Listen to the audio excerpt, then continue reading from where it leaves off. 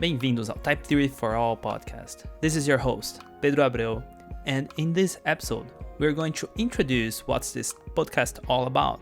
Who am I? What are my research interests? And last but not least, we're going to talk a little bit about my internship experiences at Sifive, Nomadic Labs, and Galois.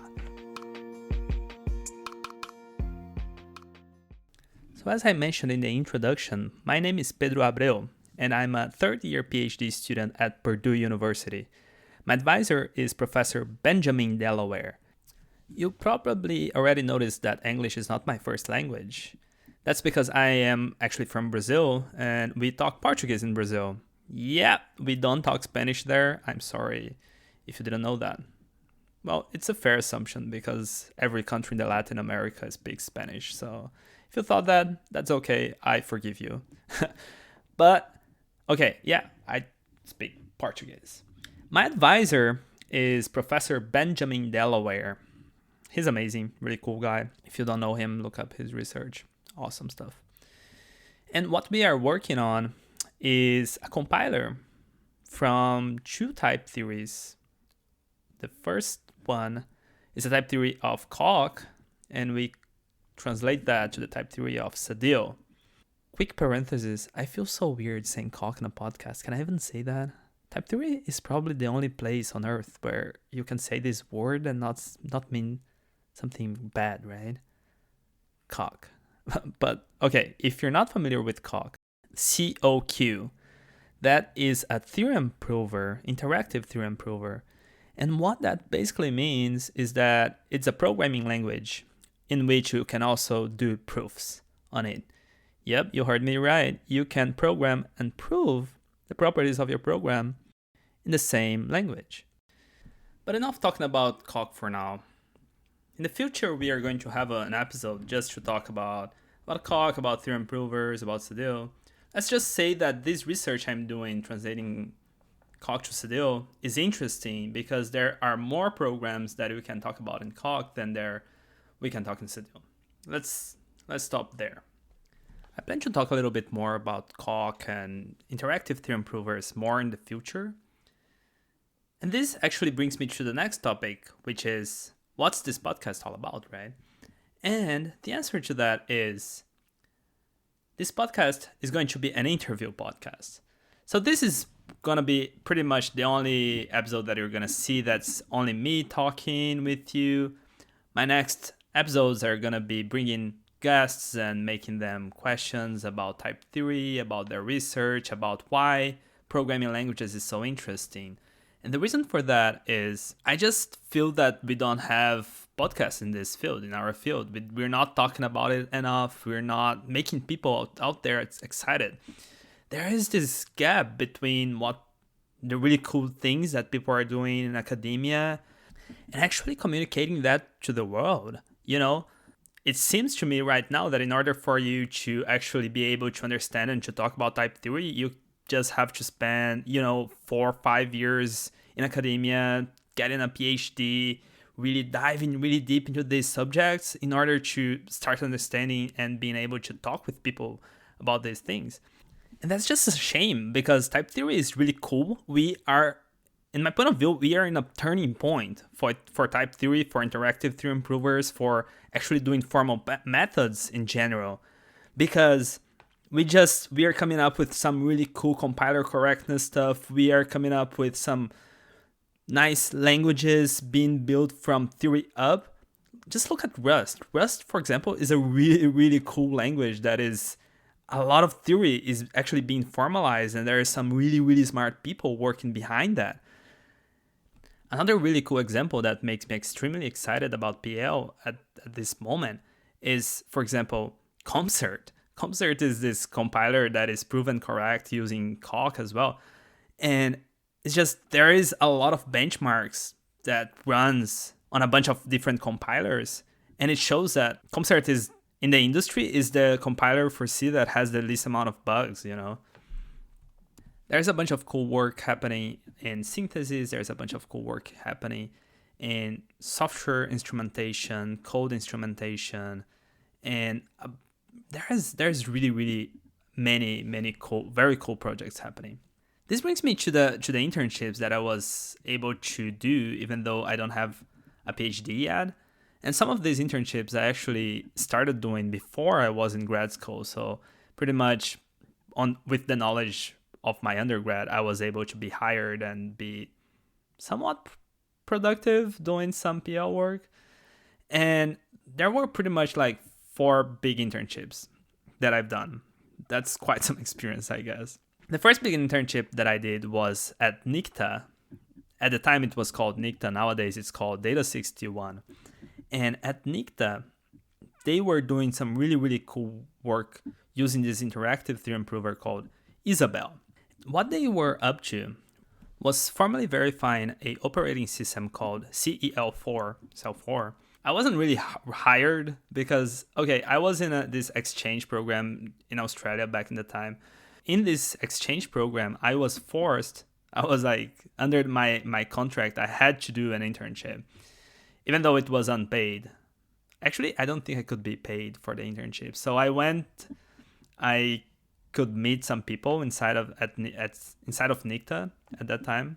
And I asked them, hey, can I work for you for free? And they're like, well, I mean, like, you want to work for free? Sure, go for it. But so since I was actually like, this was not really a slave work or anything like that. It's just like I was being paid by some other source to work, right? Like I was being paid from Brazil government, so that was fine, right? Like they just had to do some paperwork and make sure that I would be doing something. Even though I don't think I was extremely productive and I didn't accomplish something super big, it was a turning point in my career for going for PL, like I was already excited and I already liked PL, but this internship I met some really, really cool people. They showed me some really, really cool stuff and how interesting this field could be. So I was working I wasn't working in the CEL4 project. I was working on the formal verification of a file system. And it was directed by Gabi Keller back at the time. Yeah, after that, I went back to Brazil. My advisor sent me to OPLSS, which is Oracle Programming Languages Summer School, which I definitely recommend anyone who is interested in this stuff going if you have the opportunity when things go back to normal. Okay, so I was applying for grad school, and then I remembered that I would be part of many mailing lists back at the time, and there was this company called Sifive that they were hiring cock engineers, so proof engineers, right, that had some formal knowledge, and more specifically, if they could use cock, right? So I'm like, well, I'm not doing much right here. I have my CV real well done for my grad school application, so let's just go ahead and send my CV. What can go wrong, right? So I sent them my CV, and for my big surprise, they were interested in me, and they did me an interview. This was a very interesting interview now. Murali, which was the project lead for the formal verification team at Sifive, he interviewed me, and he gave me this problem to solve in Cog. He asked me to prove the pigeonhole principle. And of course, I could not finish it during the interview. The interview was like 1 hour. He just wanted to see if I was confident and I knew what Coq was about, if I knew how to use the tactics and all of that. So I did that, and I could not finish. And he was like, yeah, just finish it up and mail me the solution. So I spent the next, 10, 20 hours just crashing it up. And I sent him the email. So he got back to me. And he's like, okay, cool. We want to hire you. Let's do it. And I'm like,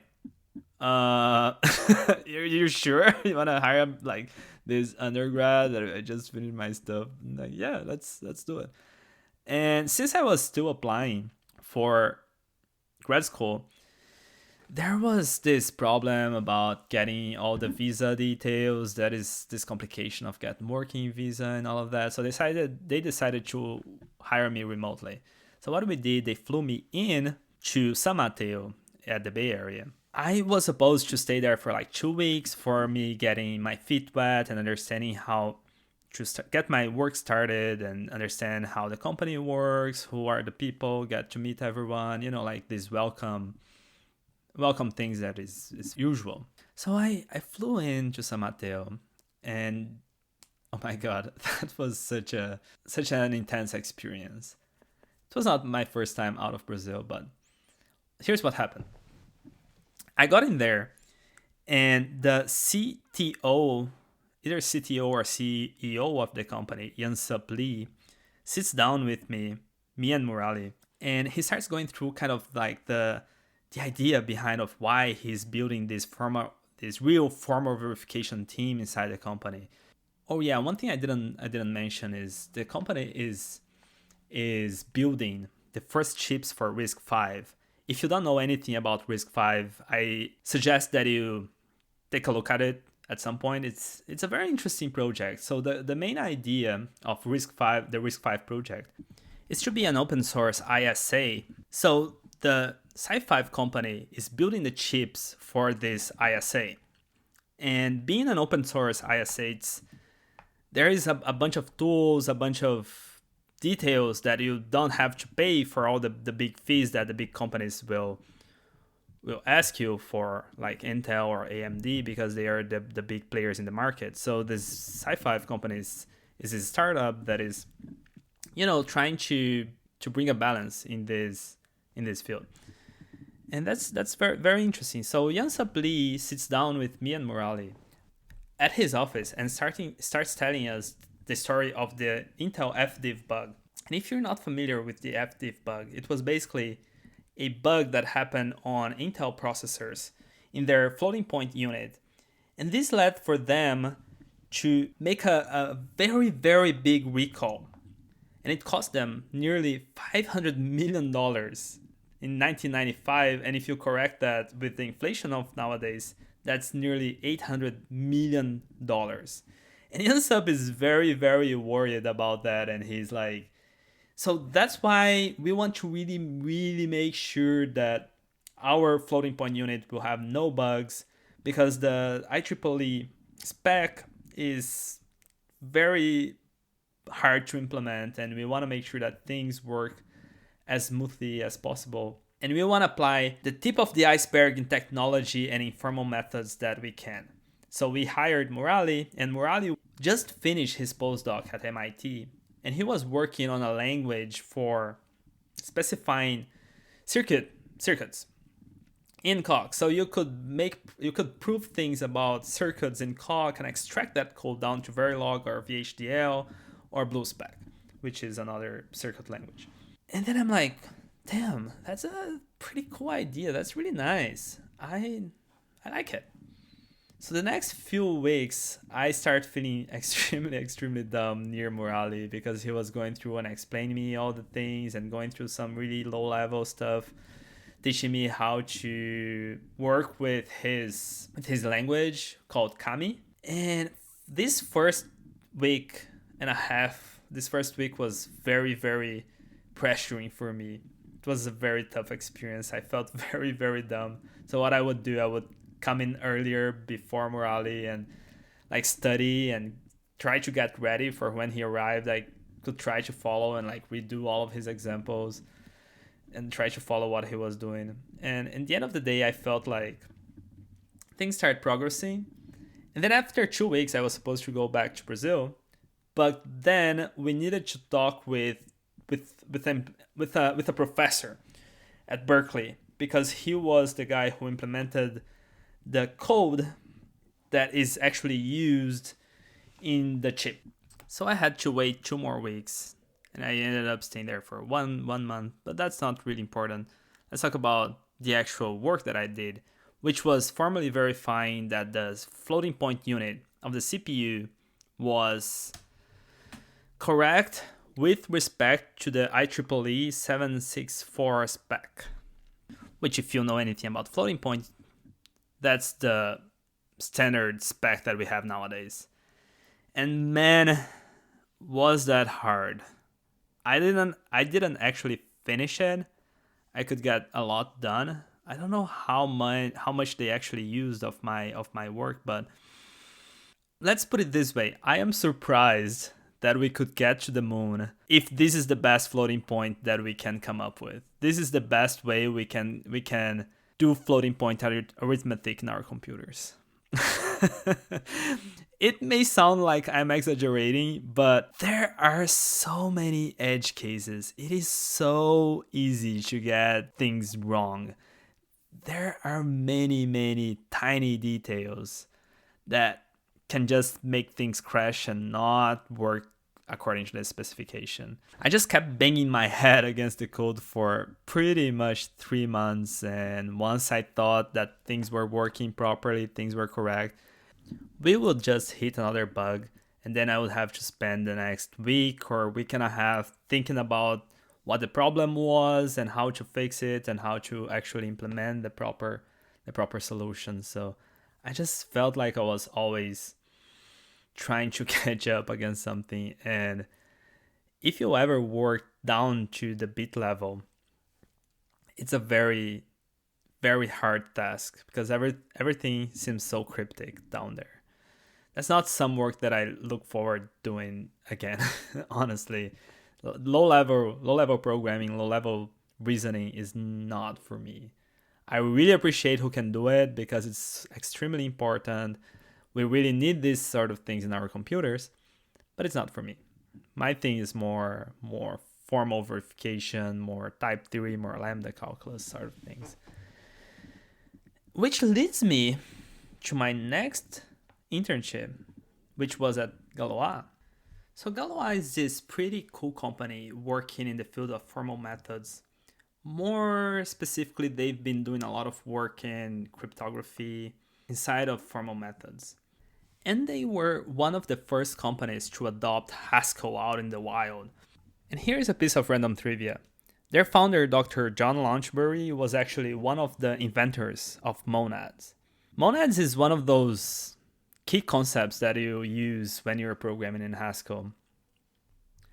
And apparently his dream when he was building this company was to be able to build a workplace where people could work just as they work in academia, which means that they would have a lot of flexibility and they would have a lot of freedom to do their work, to research and come up with new ideas and implement things that they thought were interesting. And then I got there in the summer of 2019, so last summer, well, 2 summers ago. And I started working I was working in kind of formally verifying this cryptographic tool for Amazon. So Amazon hired Galois to apply their tools to guarantee the formal correctness of their code, right? The code they were looking into was called S2N, and that's some cryptographic library that I don't remember on the top of my head which cryptography thing is related to that. And my goal with the first part of the internship was to be able to run this tool Galois has called SAW Workbench. And running SAW on this S2N library, it would guarantee that the code was at the very least memory safe. So what that means is that when the program runs, it will not try to access a memory that is not allocated. That's what memory safety means in a high level. So my goal was to apply this SAW Workbench on top of this library to make sure that the code would run properly. And how SAW works is that it symbolically executes the path of the whole program, assuming that you can compile your program down to LLVM. So basically, you compile. So basically, here's how things work in a high level. You compile down your code to LLVM, and then there is this other tool called Crucible, which is an amazing Haskell code base. It's everything written in this crazy Haskell with a bunch of language extensions. Like it's a crazy code base. Probably one of the most advanced Haskell code bases out there in the wild. Check it out, Crucible. I'll leave the link into the description. Anyways, Crucible will symbolically execute the LLVM code. Symbolically execute means is that it will take the code and it will transform all the paths that code can actually execute and transform that in an SMT solver formula. So this huge propositional formula, and will feed that formula to the SMT solver, and then the SMT solver will say, okay, this formula is good, this formula is satisfiable, and that means that your program is memory safe. And the problem with that is that if you ever worked with an SMT solver in your life, you know that it can be very hard to debug. So imagine that you have a code and you want to prove using SAW that it is memory safe. So you run Crucible, and then Crucible tells, nope, there is a problem with this code. What do you do? Things can get pretty hairy then. But with a lot of experience and a lot of hacking around, you got to finally do it. So we could make it run. And another cool, really cool thing about Crucible, about SAW and Crucible working together, is that not only you can prove that your program is memory safe, so you can also write on a specification which your language should meet. And you write that specification in this other language called Cryptol, which is kind of based on Haskell, but it provides some nice features, and it's a very clean language for you to write specifications on, and it's very clean for you to read and see, oh yeah, this is how my little function should work. And then what SAW is going to do is going to symbolically execute your original code against and match the output against the code produced by Cryptol, by your specification in Cryptol. So this is a really cool piece of software. Now about the workplace itself. It was a great experience working at Galois. People there is incredible. They are extremely smart. I could come over and ask these amazing people all sorts of questions, and they would be very helpful. And I didn't feel like I was kind of just bothering. They would actually take their time and go to the whiteboard with me, explain things through. Or, when I was in the kitchen, if there was someone in the kitchen and I want to just make conversation, they would be very open about it. My first day, a lot of people came over just to say hi and to introduce themselves, and that if I needed anything, I could come over to them. It was incredible. And also my cohort of other interns was just amazing. We had such a good time. We would come over to my house and just have a good time very often. Galois workplace is also really cool. They have a really nice open area. They had pool table and a really cool kitchen with ice cream with all sorts of drinks and a really good espresso machine. Oh my god, the pinball machine. I would play so much pinball. Hey Joey Dawes, if you're listening to this, I will come back and get your highest score, okay? Eventually. Joey Dodds was kind of my nemesis over there because he holds this crazy high score, and I took the whole summer trying to beat him. And I got to a position where I thought I could finally do it, but it would literally take almost 2 hours of perfect gameplay in order to beat his highest score. The man is a beast. And by the way, Joey Dodds also just started a podcast called Building Better Systems. So if you haven't checked that out and you're listening to this, you should definitely check his podcast. I'm pretty sure you would like that podcast too. Moving forward, let's talk about my internship at Nomadic Labs. So Nomadic Labs is this company behind the cryptocurrency Tezos. And if you don't understand anything about cryptocurrency, you probably know about Ethereum. And Ethereum has this smart contract language where you can pretty much program on the blockchain, right? The idea of Tezos is to be a contender with Ethereum. So kind of a better Ethereum, let's put it that way. And they are very interested in applying formal methods and getting formal guarantees that their smart contract language is safe, is correct, everything will work as they expect, and they're trying to check those in the most formal way possible.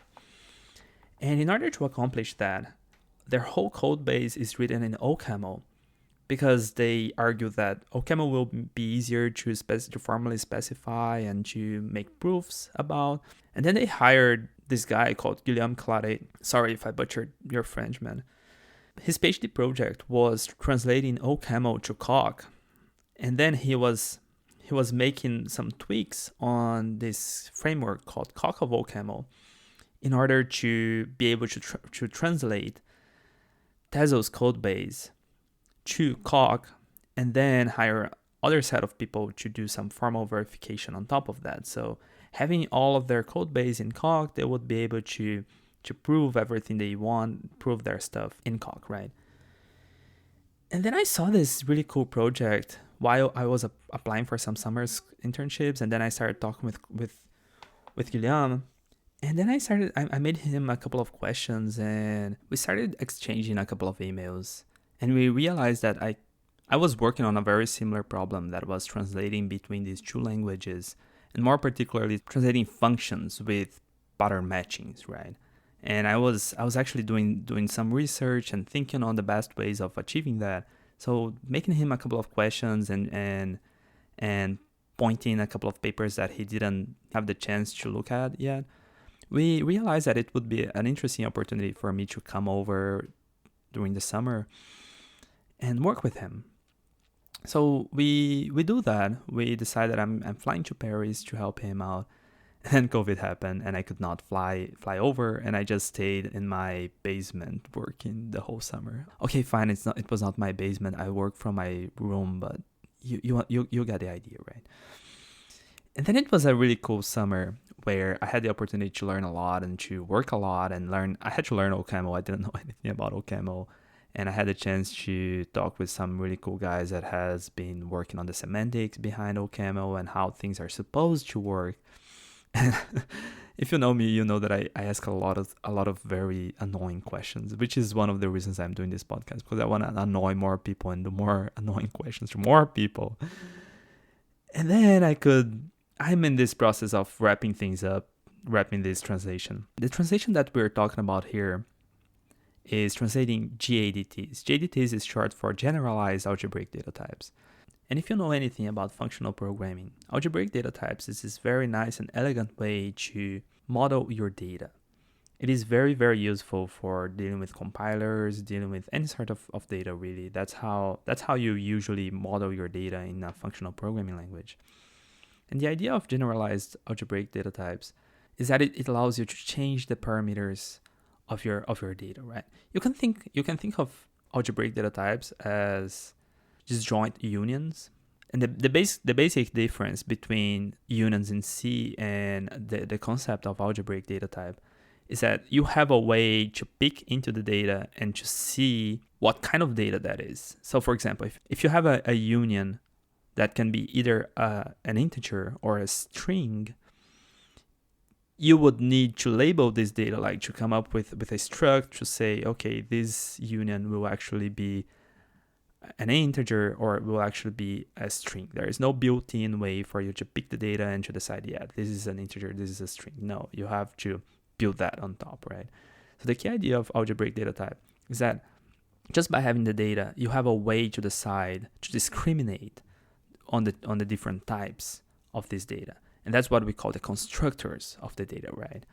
It is a really cool idea because this is the key concept behind one of the most powerful things that functional programming languages has to bring to the table, in my point of view, which is pattern matching. And pattern matching is beautiful. Pattern matching is literally just looking at your data and deciding what it is, what are the different ways that this data can be built, and how your function is going to behave in each one of those ways, right?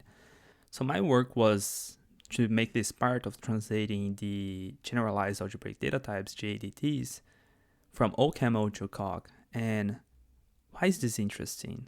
Actually, why did they have to hire a whole other PhD student in order to do that? Why didn't just Guillaume go ahead and did that?